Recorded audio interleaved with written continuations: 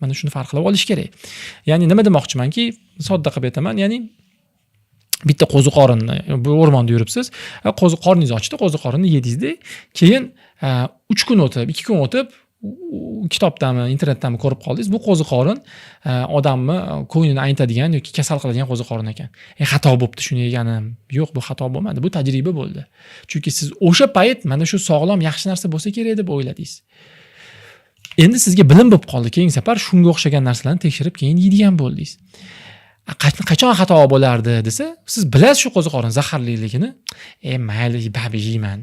Erimos borib, yuraman, uzoqroqga borib meva qidirib deb xato bo'ladi. Anaqani Masnaviyda bir hikmat keladi. Bitta chol o'tirgan bo'ladi va 3 ta musofir o'tib ketayotgan bo'ladi. Ho'y, ovqat yo'q joyga ketyapsizlar, qorninglarni to'ydirib olinglar. Filni bolasi chiqsa yoki yeginglar kelib qolsa, tutib yemanglar deb ogohlantiradi. Yemanglar filni bolasini, go'sht yeginglar kelsa ham, och qolsanglar ham deydi. Bittasi maslahatiga kiradi. Ikkitasi maslahatiga kirmaydi. Qorni ochadi, fil bolasini ko'rib qoladi, tutadi, qo'rib yeydi. Mana bular xato qildi. Chunki ularga ogohlantirish borgan edi. Voy, yema, fil qasoskor bo'ladi. Keyin keldi, fil bosib tashlaydi ularni. Mana Masnaviyda keladi bu hikmat. Mana bu haqiqiy xato. Voy, uylanma shunga.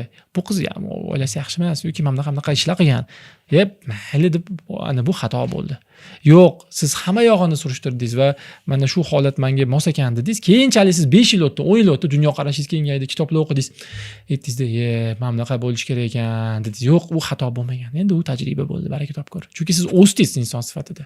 Siz xafa bo'lishingiz kerakki, 10 yil oldingi, 5 yil oldingi, 3 yil oldingi qarorlaringiz bir xil bo'lib tursa, hech narsa o'rganmabsiz bo'ladi.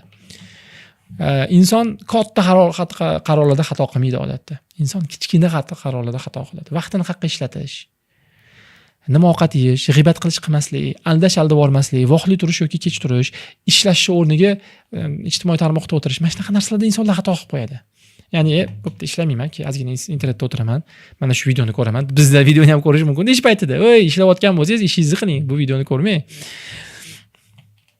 Ya'ni katta bo'ladi xatolar odatda, hammasi o'ylanadi.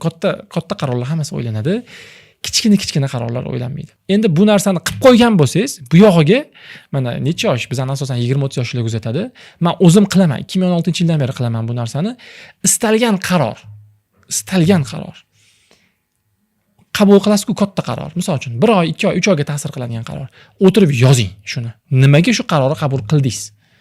Men kasb tanladim. Men odam qo'lida ishlashga qaror qildim. Men davlatga ketaman dedim. Men odamga mencha pul berib turaman dedim. Sababi bu men bunaqa qilgan, bu men bunaqa qilgan, bu men bunaqa qilgan, bu men bunaqa qilgan. Hammasini yozing. Men bitta qarorimni tushuntirib beraman sizlarga. Meni bitta qarorim, misol uchun nemis tili o'rganish bo'lgan. Nemis tili o'rganish, men hozir 1 yil, 1,5 yil menimcha sarflaganman bu qarorga. Lekin yaxshi bilmayman nemis tilini, vaqt sarflaganman, kitoblar o'qiganman, kitoblar sotib olganman, videolar ko'rganman, umrim ketgan. Lekin men nemis tilini nima o'rganayotganim bilaman, yozganman-da. Chunki men Germaniyada o'qimoqchi bo'lganman.